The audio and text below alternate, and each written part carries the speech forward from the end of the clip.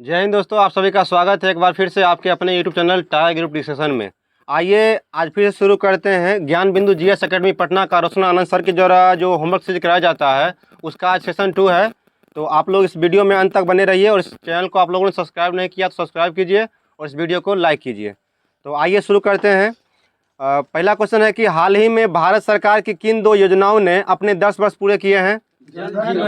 जल जीवन योजना और जन धन योजना। तो क्वेश्चन है कि जन धन योजना शुरू कब हुआ था? 28 अगस्त 2014 को हुआ था। और एक तीसरा योजना भी था इंद्रधनुष योजना। ठीक है, इसका क्वेश्चन पूछता है कि यह किससे संबंधित था? तो टीकाकरण से हो जाएगा।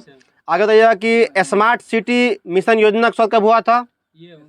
25 जून 2015 को हुआ था और उड़ीसा के भुवनेश्वर शहर से हुआ था और पहला शहर जो था सो भुवनेश्वर ही था, स्मार्ट शहर। ठीक है, अब यह कि आयुष्मान भारत योजना कब हुआ था? 23 सितंबर कितना हो जाएगा? 2018 में हुआ था और यह रांची झारखंड से शुरुआत हुआ था इसका। ठीक है, आगे बताइएगा कि 33वीं प्रगति बैठक का आयोजन कहाँ किया गया है? नई दिल्ली हो जाएगा। प्रगति मैदान जो होता है वहीं पे होता है इसका। आगे बताइएगा कि इसका जो उद्घाटन किया था किसने किया था? प्रगति बैठक का नरेंद्र मोदी हो जाएगा। ठीक है, और क्वेश्चन पूछेगा कि प्रगति मैदान कहाँ पे है? नई दिल्ली में है। और मिशन प्रगति को जो है सो लॉन्च किया गया था 2015 में लॉन्च किया गया था। आगे बताइएगा कि आरक्षण के भीतर आरक्षण को सुप्रीम कोर्ट की अध्यक्षता वाली किस समिति द्वारा लागू किया गया था? DY चंद्रचूड़ के द्वारा। और सुप्रीम कोर्ट का वर्णन किस आर्टिकल में है? 124 में वर्णन है। और सुप्रीम कोर्ट का स्थापना कब हुआ था? 28 जनवरी 1950 को हुआ था। और वर्तमान में मुख्य न्यायाधीश कौन है अभी? संजीव खन्ना है। और 23 मई से कौन बन जाएंगे? 52वें मुख्य न्यायाधीश बन जाएंगे, गवाई बन जाएंगे। ठीक है, 13 मई से बन जाएंगे। ठीक है, कौन बन जाएंगे? न्यायमूर्ति गवाई। ठीक है, चलिए आगे बताइएगा। सुप्रीम कोर्ट के वर्तमान CJI कौन हो जाएंगे? संजीव खन्ना हो जाएंगे। और सुप्रीम कोर्ट के पहले CJI कौन थे? हीरालाल। कौन थे? हीरालाल जेकानिया। ठीक है, और सुप्रीम कोर्ट में कुल कितने न्यायाधीश होते हैं? 34 होते हैं। 33 + 1 हो जाएगा, एक मुख्य न्यायाधीश और 33 अन्य न्यायाधीश। चलिए आगे बताइएगा आप लोग। भारत की पहली स्वदेशी हेमी हाई स्पीड ट्रेन कौन सी थी? वंदे भारत। इसका पुराना नाम क्या था? ट्रेन 18 नाम था। जो कहां से कहां चला था? वाराणसी से लेकर दिल्ली तक। वाराणसी से लेकर दिल्ली चला था, 2018 में चला था। और भारत की पहली किसान रेल जो चली थी कहां से कहां चली थी? देववाली से लेकर दानापुर। ठीक है, देवलाली से लेकर दानापुर हो जाएगा, 2020 में चला था। ठीक है, और पहली तेजस रेल जो चला था PPP मॉडल पे वो कहां से कहां चला था? पहली किसान रेल कहाँ चली थी? देवलाली से लेकर दानापुर चली थी, 2020 में चला था। और क्वेश्चन था कि पहली तेजस रेल जो चला था कहाँ से चला था? वाराणसी से लेकर अहमदाबाद तक। और यह जो था सिर्फ PPP मॉडल पे आधारित था। और आगे है कि भारत की पहली डबल डेकर ट्रेन, ठीक है, 2 मंजिला होता है, तो यह ट्रेन जो था उसका नाम क्या था? वासुकी। क्या नाम था इसका? वासुकी था। और यह जो था सो हरियाणा में चला था। ठीक है, आगे बताइएगा कि वर्तमान में मोबाइल फोन निर्माता में भारत का स्थान क्या है? दूसरा हो जाएगा। और पहले पे कौन हो जाएगा? चाइना हो जाएगा। ठीक है, और क्वेश्चन पूछता है कि मोबाइल फोन के निर्माता कौन थे? मार्टिन कूपर थे। और यह कहाँ के थे? USA के थे। ठीक है, और 1973 में इसका आविष्कार किए थे। ठीक है, चलिए अर्थव्यवस्था में भारत का स्थान कौन सा हो जाएगा? 5वां हो जाएगा। और एशिया फायर पावर में 4था हो जाएगा। ठीक है, पहला में क्या आ जाएगा? पहला में रसिया आ जाएगा, दूसरा में चीन, तीसरा में जापान और चौथा में भारत आ जाएगा। ठीक है, एशिया फायर पावर में एशिया में ही आता है। हाँ आता है, उसका राजधानी सिर्फ यूरोप में पड़ता है। ठीक है, चलिए आगे बताइएगा कि दूरसंचार में भारत का स्थान कौन सा हो जाएगा? दूसरा हो जाएगा। और अर्थव्यवस्था में 5वां हो जाएगा। चलिए आगे बताइएगा कि केंद्र सरकार द्वारा चालू वित्त वर्ष 2024-25 के तहत कितने खाते खोलने का लक्ष्य रखा गया है? 3 करोड़। और कौन सी योजना जो जिसके तहत खाता खोला गया था और वह जो है सो गिनीज वर्ल्ड रिकॉर्ड बनाया है? जनधन योजना। ठीक है, जनधन योजना। विश्व की विलय समावेशी की सबसे बड़ी योजना कौन सी है? जनधन योजना ही हो जाएगी। और इसकी शुरुआत कब हुआ था? 28 अगस्त 2014 को हुआ था। सुप्रीम कोर्ट द्वारा बाल विवाह को रोकने के लिए किस पहल की शुरुआत किया गया था? बाल विवाह मुक्त गांव पहल का, ठीक है, बाल विवाह मुक्त गांव पहल का शुरुआत किया गया था। चलिए आगे बताइएगा कि वर्तमान में बाल विवाह सर्वाधिक किस राज्य में होता है? पश्चिम बंगाल में। कहाँ होता है? पश्चिम बंगाल में। और सेकंड में कौन सा हो जाएगा राज्य? बिहार हो जाएगा, ठीक है। चलिए, प्रधानमंत्री द्वारा किस वर्ष को संयुक्त राष्ट्र राष्ट्रीय सहकारिता वर्ष के रूप में घोषित किया गया है? 2025 को, ठीक है। और सहकारिता मंत्रालय जो है 2021 से घोषणा हुआ है, ठीक है। और सहकारिता मंत्री कौन है अभी? अमित शाह जी हो जाएंगे। और उनके पुत्र अभी किसके अध्यक्ष हैं? आईसीसी के चेयरमैन है कौन? जय शाह हो जाएगा। चलिए आगे बताइएगा कि सहकारिता मंत्रालय का स्थापना कब हुआ था? 2021 में हुआ था। और सहकारिता मंत्री कौन है? अमित शाह हो जाएंगे। और गृह मंत्री भी वही है। चलिए आगे बताइएगा, केंद्र सरकार द्वारा लिए गए निर्णय के अनुसार नवीनतम जनगणना डाटा रिकॉर्ड करने की प्रक्रिया कब से शुरू होगा? 2025 से, ठीक है। 2011 के बाद जो है 2021 में जनगणना होना था, क्योंकि नियमित जनगणना शुरुआत कब हुआ था? 1881 में हुआ था। उसके तहत जो है सो प्रति 10 वर्ष में जनगणना होना चाहिए था, लेकिन 11 के बाद 21 में होता, लेकिन लॉकडाउन के कारण क्या हुआ था, यह जो है सो स्थगित कर दिया गया था। और अब जो है सो 2025 में इसका शुरुआत होगा। चलिए, और 2011 में जो जनगणना आयोग थे उसका नाम क्या था? श्री चंद्रमौली हो जाएगा। और पहले जनगणना आयोग कौन थे? सी प्लॉन्टेन थे, WC प्लॉन्टेन थे, ठीक है। चलिए, जनगणना रिपोर्ट 2025 की रिपोर्ट कब प्रकाशित की जाएगी? 2026 में प्रकाशित की जाएगी। और जनगणना के वर्तमान आयुक्त कौन है? मृत्युंजय नारायण अभी वर्तमान जनगणना आयुक्त हैं। चलिए बहुत अच्छा। आगे बताइए कि भारत सरकार द्वारा संसद की सीटों के लिए परिसीमन प्रक्रिया करने का लक्ष्य कब तक रहा है? 2028 तक। पहले यह 2026 तक ही था, इसको 2 साल बढ़ाकर 2028 कर दिया गया है। और वर्तमान परिसीमन किस जनसंख्या पर आधारित है? 1971 के जनगणना पर। 1971 के जनगणना पे जो परिसीमन जो है निर्धारित है, उसमें जो है लोकसभा सीट, राज्यसभा सीट सब क्या है एकदम फिक्स है, 2028 तक यथावत रहेगा। चलिए आगे बताइएगा कि हाल ही में एनसीआर को अपडेट किया गया है, तो एनसीआर को लागू करने वाला पहला राज्य कौन सा बन गया है? असम, ठीक है। एनसीआर को अपडेट करके एनपीआर कर दिया गया, ठीक है। नहीं, यहाँ पे मिस्टेक लिख दिया, मिस्टेक किया गया, ठीक है। हाल ही में एनपीआर को अपडेट करके, चलिए हाल ही में एनपीआर को अपडेट किया गया है, तो एनपीआर को लागू करने वाला पहला राज्य कौन बन गया है? असम बन गया है। और एनपीआर का फुल फॉर्म क्या होता है? नेशनल पॉपुलेशन रजिस्टर हो जाएगा।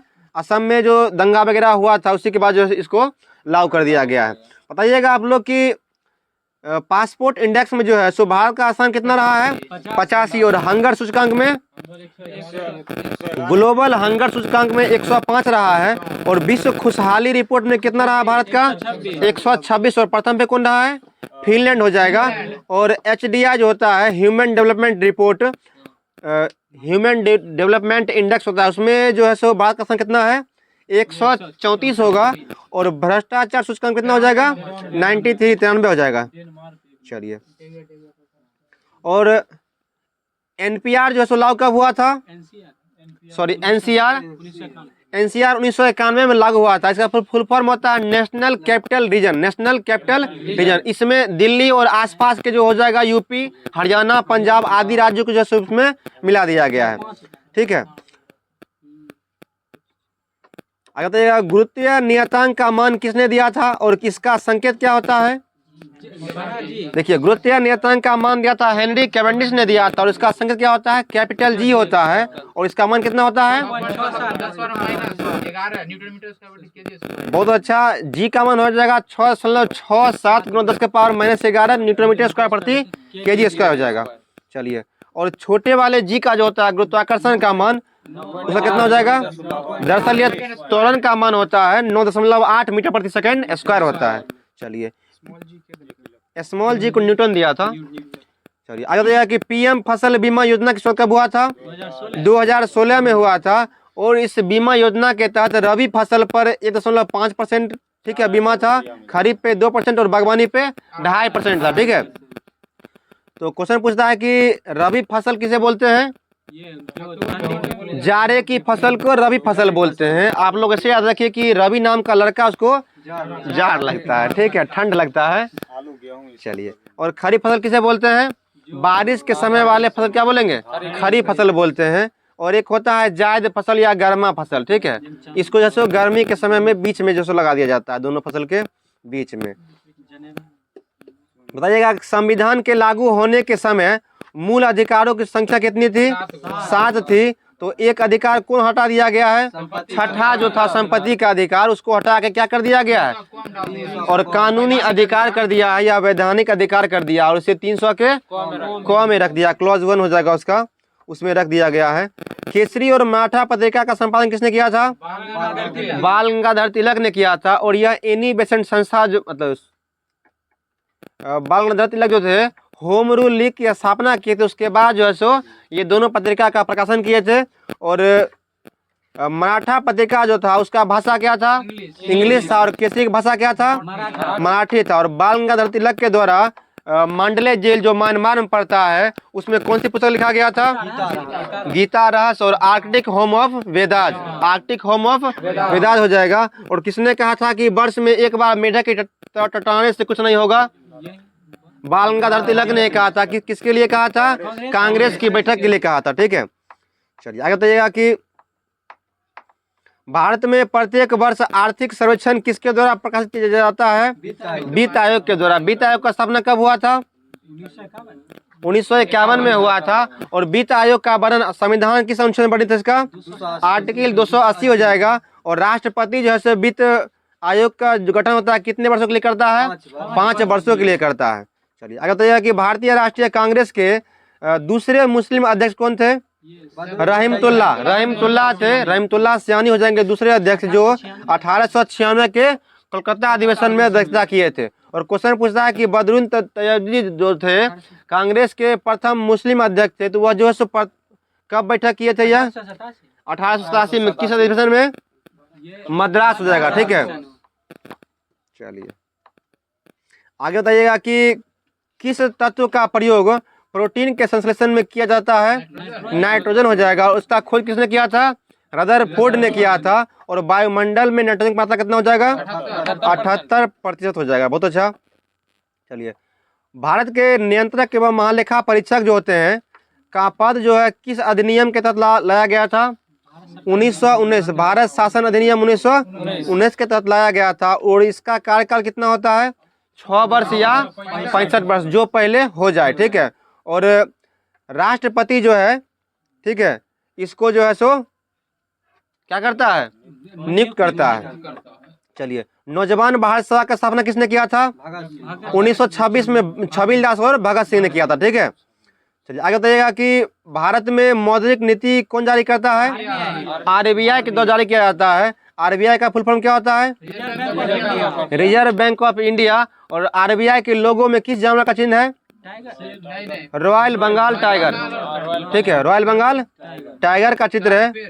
और तार का पालम ट्री हो जाएगा, तार का पेड़ या खजूर का पेड़, कहीं लिखा होगा आप लोग को। बताइएगा आरबीआई का स्थापना कब हुआ था? 1 अप्रैल 1935 को हुआ था। और इसके फर्स्ट गवर्नर कौन थे? ओसबर्न स्मिथ। ओसबर्न स्मिथ इसके फर्स्ट गवर्नर थे। बताइएगा बौद्ध धर्म से संबंधित धर्मराजिका स्तूप का निर्माण किसने करवाया था? अशोक ने। जितना भी स्तूप वगैरह होगा ज्यादातर मोस्टली किसने करवाया है? अशोक ने करवाया है। और सांची का स्तूप कहाँ पे है? मध्य प्रदेश में है। और यह जो था धर्मराजिका स्तूप, यह कहाँ पे है? वाराणसी में, वाराणसी हो जाएगा। आगे बताइएगा आप लोग, सार्वभौमिक टीकाकरण के लिए कौन सी योजना चलाई गई थी? मिशन इंद्रधनुष। मिशन इंद्रधनुष हो जाएगा। और इसके तहत कितने टीका का प्रावधान किया गया था? इंद्रधनुष में 7 रंग होते हैं, तो यही 7 रंग के आधार पर 7 टीका मतलब 7 रोगों के लिए जो इसका टीका लगाया गया था। इंद्रधनुष में कितने रंग होते हैं? सबसे ऊपर कौन रंग हो जाएगा? बैगनी हो जाएगा। और नीचे कौन सा हो जाएगा? लाल हो जाएगा। देखिए इंद्रधनुष भी 2 टाइप का होता है, एक होता है प्राइमरी, एक होता है सेकेंडरी होता है। और क्वेश्चन पूछता है कि इंद्रधनुष किस दिशा में उगता है? हमेशा सूर्य के विपरीत, हमेशा सूर्य के विपरीत हो जाएगा। और क्वेश्चन पूछता है कि किस समय सूर्य के विपरीत हो जाएगा हमेशा। सुबह के टाइम में पश्चिम दिशा में बनेगा और शाम के टाइम में पूर्व दिशा में बनेगा। और क्वेश्चन पूछता है कि किस समय में इंद्रधनुष नहीं बनता है? दोपहर के समय। बहुत अच्छा। चलिए, UNEP united nation environment programme की स्थापना किस सम्मेलन के तहत किया गया था? स्टॉकहोम सम्मेलन 1972 हो जाएगा। और UNEP का मुख्यालय कहाँ है? केन्या के नैरोबी में। केन्या के नैरोबी में। और UNEP के द्वारा विश्व पर्यावरण दिवस कब मनाया गया? 5 जून को, क्योंकि यह बैठक जो हुआ था 5 जून 1972 को ही हुआ था, इसलिए इसी दिन जो है सो पर्यावरण दिवस मनाने की घोषणा किया गया। चलिए, मानव मस्तिष्क का सबसे छोटा भाग होता है वो कौन होता है? अनुमस्तिष्क। तो क्या बोलते हैं? सेरेबेलम बोलते हैं। और मस्तिष्क का वजन कितना होता है? 1350 से लेकर 1400 ग्राम हो जाएगा। और महिला में जो होता है पुरुषों की अपेक्षा कुछ कम होता है, 50 ग्राम। ठीक है। चलिए, इसी कारण से क्या होता है? कुछ कम ज्ञान होता है उसमें। चलिए, ऐसा बात नहीं है, जस्ट किडिंग, मजाक से हट के दाया थोड़ा सा। चलिए, नर्मदा नदी किन दो पहाड़ियों के मध्य में से गुजरता है? विंध्य पर्वत एवं सतपुरा के मध्य में जो है सो नर्मदा नदी जो है गुजरती है, सतपुरा और विंध्य के मध्य से। और क्वेश्चन पूछता है कि दूधधारा या कपिल धारा जलप्रपात जो है किन नदियों पे है? नर्मदा नदी पर है। धुआंधार जलप्रपात कहाँ पे है? जबलपुर में। और नर्मदा नदी पे ही हो जाएगा। ठीक है, तो वहीं हो जाएगा। आधार ताल के आसपास पड़ता है जबलपुर। आधार ताल जो है सो हाँ, दोनों के मतलब बीच में ही है। चलिए, और नर्मदा नदी की लंबाई कितना है? 1312 किलोमीटर। 1312 किलोमीटर हो जाएगा। और हाँ, और यह जो है सो डेल्टा न बनाकर एस्टुअरी का निर्माण करती है। पश्चिम की तरफ बहने वाली जितनी नदियां होती है उसका जो होता है पहाड़ी की तरफ से ढाल तीखा होता है, इस कारण से क्या करता है वह? डेल्टा न बनाकर एस्टुअरी बनाता है। चलिए, आगे बताइएगा कि जैव विविधता अधिनियम किस वर्ष पारित किया गया था? 2002 में। 2002 में किया गया था। और जैव विविधता तो मनाया जाता है 22 मई को। और जल कब मनाते हैं? जल दिवस 22 मार्च हो जाएगा। और पृथ्वी दिवस 22 अप्रैल हो जाएगा। चलिए, बहुत अच्छा। आगे बताइएगा कि PM गरीब कल्याण योजना, PM गरीब रोजगार योजना जो था PM गरीब कल्याण रोजगार योजना, PM गरीब कल्याण रोजगार योजना की शुरुआत जो है कहाँ से की गई थी? बिहार के खगड़िया जिले से। बिहार के खगड़िया जिले से किया गया था। और क्वेश्चन पूछेगा कि खगड़िया जो है किस नदी किनारे बसा हुआ है? बूढ़ी गंडक। बूढ़ी गंडक हो जाएगा। ठीक है, वहीं पे जाके बूढ़ी गंडक जो है गंगा नदी में मिल जाता है। ठीक है, और गंडक कहाँ से निकलता है? नेपाल से निकलता है। चलिए, आगे तो कि बिहार का सुख किस नदी को बोलते हैं? कोसी को बोलते हैं। और बिहार में गंगा नदी जो है सो कितने राज्यों से, कितने जिलों से गुजरती है? 12 जिले से गुजरती है। और सबसे लंबा कौन हो जाएगा? पटना हो जाएगा। और बिहार में किस जगह पे प्रवेश करता है गंगा नदी? बक्सर के चौसा के पास। ठीक है, चलिए, और कटिहार से बाहर निकल जाता है। पूंजीवादी अर्थव्यवस्था के उद्गम का स्रोत किस पुस्तक को माना गया है? Wealth of nation. Wealth of nation किसकी पुस्तक है? यह एडम स्मिथ का हो जाएगा। चलिए, आगे बताइए कि कृषि और उसके संबंध क्षेत्र की अर्थव्यवस्था की किस श्रेणी में रखा गया है? प्रथम श्रेणी में रखा गया। और विनिर्माण क्या हो जाएगा? दूसरी में। और कृषि पहला हो जाएगा। और सेवा क्या हो जाएगा? तीसरा क्षेत्र हो जाएगा। ठीक है, और सबसे बड़ा क्षेत्र कौन सा हो जाएगा? जिससे मुद्रा की आपूर्ति बेसी होती है? सेवा क्षेत्र। ठीक है, थर्ड सेक्टर। और चौथा किसे बोलते हैं? प्रेस को बोलते हैं। ठीक है, चलिए, चौथा स्तंभ बोलते हैं उसको। और गैस और जल विद्युत आपूर्ति अर्थव्यवस्था के किस क्षेत्र में आता है? दूसरा हो जाएगा, क्योंकि यह सब विनिर्माण हो जाएगा। इसके बाद जो प्रोडक्ट बनेगा वो सब क्या हो जाएगा? मतलब जितना भी मतलब कृषि से जुड़ा संबंधित क्षेत्र होगा ना, वो किस में आएगा? प्रथम में हो जाएगा। और विनिर्माण किस में आएगा? दूसरा में। और सेवा किस में आएगा? तीसरा में आएगा। चलिए, बताइएगा आप लोग,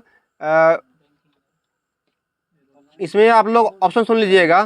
क्वेश्चन है कि निम्न में से कौन सा तृतीय क्षेत्र का विषय नहीं है? सुनिएगा आप लोग। होटल, रियल एस्टेट, चिकित्सा और वस्त्र पोशाक। वस्त्र पोशाक जो क्या विनिर्माण वगैरह हो गया। चलिए, तो यही हो जाएगा दूसरे क्षेत्र से। चलिए आगे बोलिएगा आप लोग।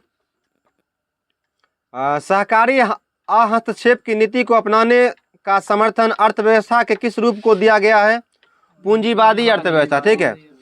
और मिश्रित अर्थव्यवस्था किसे कहते हैं? जिसमें सरकारी एवं निजी कंपनी दोनों का स्वामित्व हो जिस अर्थव्यवस्था में। चलिए, और समाजवादी अर्थव्यवस्था का विचार सर्वप्रथम जो है किसके द्वारा किया गया था? कार्ल मार्क्स के द्वारा किया गया था। और कार्ल मार्क्स का पुस्तक का नाम क्या था? दास कैपिटल्स, दास कैपिटल्स। और कार्ल मार्क्स जन्म कब हुआ था? 1813 जनवरी में हुआ था। और इसकी मृत्यु जो हुआ था वह 1883 में हुआ था।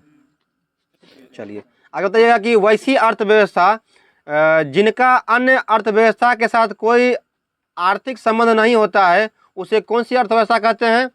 बंद अर्थव्यवस्था, ठीक है, क्लोज इकोनॉमी हो जाएगा। और इसका एग्जांपल हो जाएगा उत्तरी कोरिया, ठीक है। उत्तरी कोरिया पर जो है सो सैंक्शंस वगैरह अधिक लगा दिया गया है यूएसए के द्वारा। तो जितना भी होता है सैंक्शन लगाने के बाद उसके फ्रेंडली कंट्री या फिर जो भी होता है आसपास के देश वो उसके साथ व्यापार नहीं कर सकते हैं। चलिए, भारत में कौन सी अर्थव्यवस्था प्रचलित है? मिश्रित अर्थव्यवस्था। कब से? 1948 से। 1948 से आज़ादी के बाद जो है पंडित जवाहरलाल नेहरू के द्वारा मिश्रित अर्थव्यवस्था को भारत में अपनाया गया। और यह सबसे पहले कहाँ शुरू हुआ था? मिश्रित अर्थव्यवस्था फ्रांस से हो जाएगा। चलिए, भारत में सर्वप्रथम जो है सो राष्ट्रीय आय का गणना किसने किया था? दादा भाई नौरोजी ने किया था। कब किया था? 1867 में किया था। और इनका एक पुस्तक था the poverty of un-British rule of India. इसी पुस्तक में यह जो है सो भारत का पर कैपिटा इनकम कितना बताए थे? 20 रुपया बताए थे। चलिए आगे है वैज्ञानिक तरीका से जो है सो बीके राव जो थे, BKRB राव जो थे वह 1931-32 में यह जो है सो राष्ट्रीय आय का आकलन किए थे, ठीक है। क्वेश्चन पूछा है कि भारत में पहली बार वैज्ञानिक तरीका से, ठीक है, साइंटिफिक मेथड से किसने जो है सो भारत का राष्ट्रीय आय गणना किया था? BKRB राव ने। BKRB राव ने 1931-32 में, ठीक है। चलिए, मूल मात्रकों की कुल संख्या कितना है? 7 हो जाएगा। इसमें क्या हो जाएगा? द्रव्यमान, समय, लंबाई, विद्युत धारा, तीव्रता, पदार्थ की मात्रा और तापमान। बताइएगा विद्युत धारा का मतलब क्या होता है? आवृत्ति का मात्रक। ठोस का मतलब क्या हो जाएगा? विद्युत शक्ति का वाट। चलिए बताइएगा प्रकाश वर्ष क्या होता है? देखिए यह जो है प्रकाश के द्वारा एक वर्ष में तय किया गया दूरी जो होता है उसे क्या कहते हैं? प्रकाश वर्ष कहते हैं। प्रकाश वर्ष कहते हैं। एक प्रकाश वर्ष में कितना किलोमीटर हो जाएगा? 12 किलोमीटर और 15 मीटर हो जाएगा। चलिए, निम्नलिखित में से कौन सी दीप्त तीव्रता की एसआई इकाई है? कैंडेला। ज्योति तीव्रता बोले, ठीक है, या दीप्त तीव्रता बोले, दोनों क्या हो जाएगा? कैंडेला हो जाएगा, जिसका संकेत क्या होता है? CD। चलिए, और ज्योति फ्लक्स का मतलब क्या हो जाएगा? ल्यूमेन।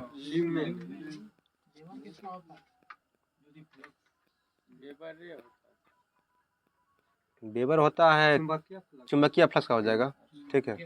और ऊर्जा मापने की अंतर्राष्ट्रीय इकाई क्या हो जाएगा? कैलोरी, ठीक है।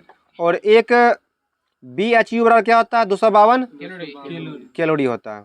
चलिए, तापमान का ऐसा मतलब क्या होता है? केल्विन। तो मानव शरीर का तापमान जो होता है कितना डिग्री सेल्सियस हो जाएगा? केल्विन में 310 केल्विन हो जाएगा। और फ़ारेनहाइट में 98.6 हो जाएगा। बुखार वगैरह होता है, फीवर वगैरह, वो कितना होता है?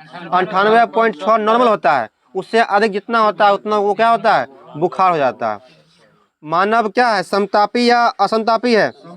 समतापी हो जाएगा यह, ठीक है। नियत ताप जिसको बोलते हैं, यह इसका तापमान हमेशा कितना होता है? 98.6 ही हो जाएगा जब तक कोई शरीर में विकार नहीं हो। और सब वगैरह जैसे मछली वगैरह हो जाएगा, मछली, सरीसृप, उभयचर, इस सब में क्या होता है?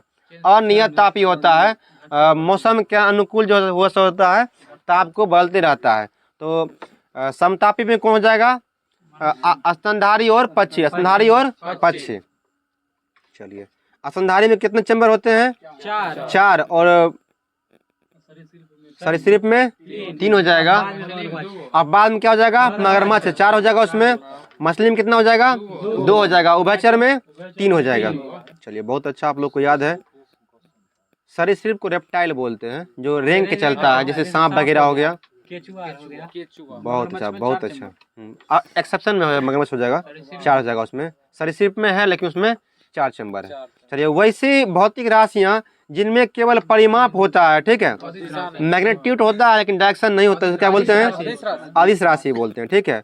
और सदिश राशि किसे बोलते हैं, दोनों, उसको क्या बोलते हैं, सदिश राशि। वेक्टर क्वांटिटी हो जाएगा और स्केलर क्वांटिटी क्या हो जाएगा, अदिश राशि हो जाएगा। बल वेग विस्थापन त्वरण संवेग आवेग ये सब क्या है, सदिश राशि है। चलिए प्रोकैरियोटिक व यूकैरियोटिक कोशिकाओं में पाए जाने वाला झिल्ली रहित अंग कौन सा हो जाएगा, राइबोसोम। राइबोसोम खुद किसने किया था, पैलेट ने। किसने किया था, पैलेट ने किया था। और क्वेश्चन पूछता है कि मानव शरीर में प्रोटीन का संश्लेषण किस कोशिकांग में होता है, राइबोसोम में होता है। और शरीर कोशिका का सबसे छोटा कोशिकांग कौन सा हो जाएगा, राइबोसोम ही हो जाएगा, ठीक है। और कोशिका को सर्वप्रथम किसने देखा था, रॉबर्ट हुक ने देखा था। और अपने किस पुस्तक में इसका वर्णन किया था, माइकोग्राफिया में। माइकोग्राफिया में कवक के अध्ययन क्या बोलते हैं, माइकोलॉजी, और सवाल के अध्ययन को फाइकोलॉजी बोलते हैं। और कोशिका को सर्वप्रथम जो देखा था रॉबर्ट हुक ने देखा था, उसमें किसमें देखा था, यह मृत कोशिका देखा था। पौधे का जो बार्क होता है, छाल होता है, उसमें देखा था। और इसमें होता है 70S प्रकार का, क्या होता है, जिसमें एस का मतलब श्वेत वर्ग होता है। चलिए हम लोग किस में आते हैं, यूकैरियोट या यूकैरियोट कितना इस प्रकार का होता है, 80 इस प्रकार हो जाएगा।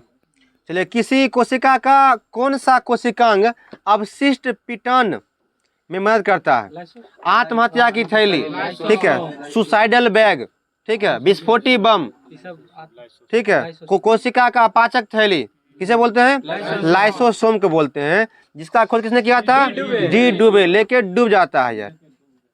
चलिए आगे बताइएगा। और यह जो है 1955 में इसका शायद खोज किए थे। चलिए आगे बताइएगा, प्राणी में सबसे लंबी कोशिका किसकी होती है, तंत्रिका कोशिका या न्यूरॉन कोशिका होता है। और तंत्रिका का इकाई क्या हो जाएगा, न्यूरॉन हो जाएगा।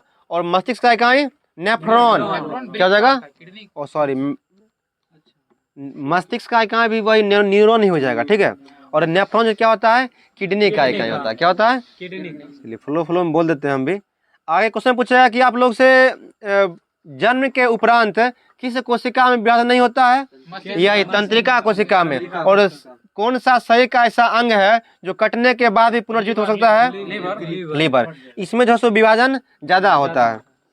केंद्रक का खोज किसने किया था, रॉबर्ट ब्राउन ने किया था, 1831 में किया था। और सबसे बड़ा जो होता है कोशिका किसमें होता है, शुतुरमुर्ग के अंडे में हो जाएगा। और सबसे छोटा कोशिका किसमें हो जाएगा, नहीं, जीवाणु का कोशिका होता है, क्या बोलते हैं, PPLO, ठीक है, प्लूरो निमोनिया लाइक ऑर्गेनिज्म बोलते हैं उसको। और यह जो होता है माइकोप्लाज्मा उसको बोलते हैं, ठीक है, माइकोप्लाज्मा। मानव शरीर में सबसे छोटी कोशिका क्या हो जाएगा, स्पर्म का हो जाएगा। सबसे लंबी कोशिका तंत्रिका का, और सबसे बड़ी ओवम का हो जाएगा, अंडाशय का, महिला में अंडाशय का। चलिए बहुत अच्छा। कोशिका का पावर हाउस किसे बोलते हैं, माइटोकॉन्ड्रिया का। और इसका खोज किसने किया था, अल्टमैन ने किया था। और इसका नामकरण सी बेंडा ने किया था। चलिए स्ट्रॉसबर्ग था क्या, अल्टमैन जो है उसको बायोब्लास्ट कहा था, ठीक है। माइटोकॉन्ड्रिया को अल्टमैन जो है सो बायोब्लास्ट कहा था। ध्यान रखिएगा, जो ऑप्शन मिल जाए वो टिक कर लीजिएगा। चलिए कोशिका की सबसे बाहरी दीवार का क्या नाम होता है, कोशिका झिल्ली। कोशिका झिल्ली, ऐसे भित्ति होना चाहिए, लेकिन जंतु कोशिका में क्या होगा, जंतु कोशिका में झिल्ली हो जाएगा। पादप में बाहरी कोशिका क्या हो जाएगा, भित्ति हो जाएगा, ठीक है। सेल वाल बोलते हैं कोशिका भित्ति को, और कोशिका झिल्ली को सेल मेम्ब्रेन। कहीं कहीं आप लोग को प्लाज्मा मेम्ब्रेन भी मिलेगा, ठीक है। आगे बताइएगा कि सर्वप्रथम जीवित कोशिका का अवलोकन किसने किया था? लिवेन हॉक ने किया था। और यह क्या था, डेड सेल था या लिविंग सेल था? जीवित कोशिका हो जाएगा, लिविंग सेल था, और 1683 में किया था। और एक क्वेश्चन पूछता है कि फादर ऑफ बैक्टीरियोलॉजी किसे बोलते हैं? लिवेन हॉक को ही बोलते हैं फादर ऑफ बैक्टीरियोलॉजी, जीवाणु विज्ञान का जनक। ठीक है, आरबीसी लेवल ऑफ, हाँ उसका हो जाएगा। वैज्ञानिक हब्सले, ठीक है, ने माइटोकॉन्ड्रिया जो हो जाएगा उसका जो खोज है, कहीं कहीं आप लोग को कॉलिकर मिलेगा और कहीं कहीं अल्टमैन मिलेगा, जो ऑप्शन में हो जाएगा। अगर कॉलिकर देता है तो एनसीईआरटी के अनुसार कॉलिकर ही हो जाएगा, लेकिन अल्टमैन जो है इसको बायोब्लास्ट कहा था। माइटोकॉन्ड्रिया को बायोब्लास्ट किसने कहा था? अल्टमैन ने कहा था। और इसका नामकरण जो है, माइटोकॉन्ड्रिया का नामकरण किसने किया था? सी बेंडा ने किया था। तो ध्यान रखिएगा आप लोग। चलिए आगे बढ़ते हैं। आगे है कि वैज्ञानिक हब्सले ने जीवन का भौतिक आधार किसे माना था? जीव द्रव को। और जीव द्रव का जो नामकरण किसने किया था? पुरकिंजे ने। किसने किया था? पुरकिंजे ने 1839 में किया था। और इसका खोज किसने किया था? डुजार्डिन ने किया था। चलिए बताइएगा। आगे क्वेश्चन है कि कौन से कोशिकांग में श्वसन एवं ऊर्जा से संबंधित रासायनिक प्रक्रिया होता है? एटीपी में होता है। ठीक है, एटीपी हो जाएगा, एडिनोसाइन ट्राइफॉस्फेट। ऐसे माइटोकॉन्ड्रिया होना चाहिए, ठीक है, वही हो जाएगा। और उसी में क्या होता है? एटीपी का निर्माण होता है। ऊर्जा जो होता है, कोशिका का मुद्रा किसे बोलते हैं? एटीपी को ही बोलते हैं। ठीक है, एटीपी को ऊर्जा जो होता है शरीर में, कोशिका में क्या बनता है? एटीपी के रूप में ही बनता है। चलिए, एटीपी का फुल फॉर्म क्या होता है? एडिनोसाइन ट्राइफॉस्फेट हो जाएगा। कोशिका का एएमपी एडिनोसाइन मोनोफॉस्फेट हो जाएगा। मोनो मतलब एक हो जाएगा, जब एक फॉस्फेट बनता है ना उसको एएमपी बोलते हैं। ठीक है, फिर एडीपी भी होता है, एडिनोसाइन डाइफॉस्फेट हो जाएगा। कोशिका की ऊर्जा के रूप में किसे जानते हैं? एटीपी को। ठीक है, ऊर्जा गृह पूछेगा, पावर हाउस ऑफ सेल, तो क्या हो जाएगा? माइटोकॉन्ड्रिया हो जाएगा। चलिए, वनस्पति कोशिका में क्लोरोफिल का संबंध किससे है? प्रकाश संश्लेषण से। ठीक है, प्रकाश संश्लेषी अंग हो जाएगा। और क्वेश्चन पूछता है कि पौधा का रसोईघर किसे बोलते हैं? Kitchen house of plant, leaf को हो जाएगा, पत्ती को बोलते हैं। चलिए, और प्रकाश संश्लेषण प्रक्रिया में किसकी आवश्यकता होता है? सूर्य का प्रकाश, CO2 और खनिज लवण और जल। ठीक है, और क्वेश्चन पूछता रहेगा कि प्रकाश संश्लेषण की प्रक्रिया ऊष्माक्षेपी है या ऊष्माशोषी है? ऊष्माशोषी है, क्योंकि इसमें ऊष्मा की आवश्यकता होती है। ठीक है, और शोषण क्या हो जाएगा? ऊष्माक्षेपी अभिक्रिया हो जाएगा। जब हम लोग मास्क वगैरह पहनते हैं तो आप लोग अनुभव किए होंगे कि फेस पे क्या होता है? गर्माहट आ जाता है। ठीक है, तो इसमें क्या होता है? शोषण में ऊष्मा निकलता है। ठीक है, जिस प्रक्रिया में ऊष्मा का उत्सर्जन हो सके उसे क्या बोलेंगे? ऊष्माक्षेपी अभिक्रिया। और जिसमें ऊष्मा की आवश्यकता उसे क्या बोलेंगे? ऊष्माशोषी अभिक्रिया। चलिए, आरबीसी का निर्माण जो होता है कहाँ पे होता है? अस्थिमज्जा में होता है, या उसी को क्या बोलते हैं? Bone marrow. ठीक है, बोन मैरो होता है। इसी कारण से जो होता है मुर्गियों का लेग पीस क्या होता है? स्वादिष्ट लगता है। ठीक है, चिकन वगैरह का लेग पीस जो हम लोग खाते हैं घिच घिच कर, वो क्या होता है? वही बोन मैरो कारण होता है। ठीक है, चलिए, और आरबीसी का चूस खाते हैं। चलिए ठीक है, हम लोग का चलते रहता है इसी तरह मजाक, आप लोग इसको इग्नोर कीजिएगा। चलिए, और आरबीसी का जो होता है कर्म संघ किसे बोलते हैं? प्लीहा को बोलते हैं। इसको क्या बोलेंगे? एस्पिलिन। प्लीहा दे या एस्पिलिन दे, तो आप लोग इंग्लिश भी ध्यान रखिए क्या, क्योंकि ऑप्शन में कभी कभी क्या करता है, हिंदी में ही लिख देगा एस्पिलिन। ठीक है, चलिए अब बताइएगा कि लाल रक्त कणिका जो होता है उसका जीवन काल कितना होता है? और श्वेत का 16 से 20 दिन हो जाएगा। चलिए, एसपीडी वाला में कुछ मिस्टेक कर दिया था, 16 से 20 दिन आप लोग याद रखिएगा। चलिए आगे बताइएगा, कोशिकाओं के समूह क्या बोलते हैं? उत्तक बोलते हैं। और उत्तक के अध्ययन क्या बोलते हैं? हिस्टोलॉजी। क्या बोलते हैं? हिस्टोलॉजी या औत्की विज्ञान। ठीक है, और रक्त क्या है? तरल संयोजी उत्तक है। ठीक है, और पौधा में संवहनी उत्तक कौन होता है? जाइलम और फ्लोएम। कैसा उत्तक है या जटिल या सरल? जटिल हो जाएगा, कॉम्प्लेक्स टिश्यू हो जाएगा यह। ठीक है, जटिल में आएगा, सिंपल में आ जाएगा ये पेरेन्काइमा, कोलेनकाइमा और स्क्लेरेन्काइमा। आगे बताइएगा, गुणसूत्र शब्द जो किस विज्ञानी ने दिया था? वाल्डेयर ने दिया था। और इसका खोज किसने किया था? वाल्थर फ्लेमिंग ने। वाल्थर हॉफ मिक्सचर शायद डीएनए क्या था क्या? देखिए एक बार चेक करिए तो क्रॉस चेक। तो गुणसूत्र शब्द जो था वाल्डेयर देगा या फिर कहीं क्या देगा? हॉफ मिक्सचर। खोज किसने किया था? हॉफ मिक्सचर ने किया था। तो आप लोग ध्यान रखिएगा। चलिए आगे बताइएगा, मानव में कितने गुणसूत्र होते हैं? 23 जोड़ा या 46 संख्या में हो जाएगा। और डीएनए का 45 हो जाए तो कौन सा सिंड्रोम? पटाओ सिंड्रोम हो जाएगा, टर्नर सिंड्रोम। और 46 से 47 हो जाएगा तो डाउन सिंड्रोम हो जाएगा। बढ़ जाएगा तो एक डाउन हो जाएगा, घट जाएगा तो टर्नर सिंड्रोम हो जाएगा। एग्जाम्पल याद ही होगा। ठीक, चलिए आगे जो है डीएनए का द्विकुंडली मॉडल या डबल हेलिक्स मॉडल जो दिया था, किसने दिया था? वाटसन और क्रिक दिया था। और कोशिका सिद्धांत किसने दिया था?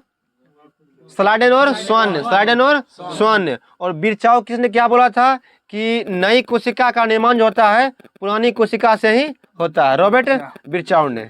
चलिए आगे है कि कोशिका की क्रियात्मक गतिविधियां किसके द्वारा नियंत्रित होती है? कोशिका का ब्रेन किसे बोलते हैं? केंद्रक को बोलते हैं। और इसका आंसर भी क्या होगा? केंद्रक ही हो जाएगा। चलिए आगे है, 2 या 2 से अधिक शुद्ध पदार्थों के मात्र विचार से एक निश्चित अनुपात में संयोग पदार्थ से, ठीक है, एक निश्चित रेशियो में जो पदार्थ बनता है उसे क्या बोलते हैं? उसको यौगिक बोलते हैं। यौगिक को इंग्लिश में क्या बोलेंगे? कंपाउंड। ठीक है, जैसे H2O हो गया, ये क्या है? कंपाउंड है। जब भी बनेगा तब क्या होगा? हाइड्रोजन का 2 अणु, ऑक्सीजन का 1 अणु। जहां भी जल बनेगा, यहाँ बने, मंगल पे बने या चांद पे बने, जहां भी होगा इसका फॉर्मूला क्या होगा? H2O, तभी यह जल बनेगा। ठीक है, तो इसे क्या बोलेंगे? यौगिक बोलेंगे। ठीक है, चलिए आगे बताइएगा, ऐसे तत्व जिनमें धातु व अधातु गुण होते उसे क्या कहते हैं? उपधातु बोलते हैं। और यह जो है सो आवर्त सारणी में जिग-जैग लाइन पे है, जिग-जैग लाइन पे है। और आधुनिक आवर्त सारणी खोज किसने किया था? मोजले ने किया। किसने किया था? मोजले ने किया था। और क्वेश्चन पूछता है कि त्रिक नियम किसने दिया? डोबे रेनर दिया था। और संगीत पर आधारित जो था यह आवर्त सारणी वो किसका था? न्यूलैंड का था। जो कौन नियम था दिया था? अष्टक नियम दिया था। प्रत्येक तत्व 8वें तत्व क्या होता है? समान गुणधर्म प्रदर्शित करता है। आप लोग बात मत कीजिए, सुनिए इधर। चलिए, तो न्यूलैंड का कौन नियम था? अष्टक नियम। और डोबेरेनर कौन नियम था? त्रिक हो जाएगा। डोबेरेनर का ट्रैक नियम हो जाएगा। और क्वेश्चन पूछता है कि आवर्त सारणी का खोज किसने किया था? मेंडलीफ ने किया था। चलिए, और आधुनिक आवर्त सारणी में कितने तत्व हैं? 118 तत्व हैं। 118 तत्व हैं। चलिए, जिगजैग लाइन के बाईं ओर वाली तत्व क्या बोलते हैं? धातु बोलते हैं। और दाएं ओर क्या बोलेंगे? अधातु बोलेंगे। ठीक है, आगे बताइएगा कि कौन सा पदार्थ प्रकृति में तीनों अवस्था में पाया जाता है? जल हो जाएगा। क्या हो जाएगा? जल हो जाएगा। ठोस, द्रव, गैस तीनों अवस्था में पाया जाता है। ठोस अवस्था में जल जो होता है बर्फ होता है। और द्रव अवस्था में तो वही पानी जल हो जाएगा। और गैस में क्या हो जाएगा? वाष्प हो जाएगा। तो यही एकमात्र पदार्थ है जो प्रकृति में तीनों अवस्था में पाया जाता है। ठीक है, तो पदार्थ के मुख्य रूप से कितने अवस्था है?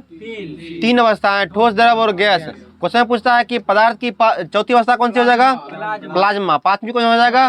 Bose-Einstein condensate. Bose-Einstein condensate. दरअसल यह 3 वैज्ञानिक थे, यही तीनों के नाम पर क्या रख दिया गया था? अच्छा, 2 ही। हाँ, चलिए 2 ही था।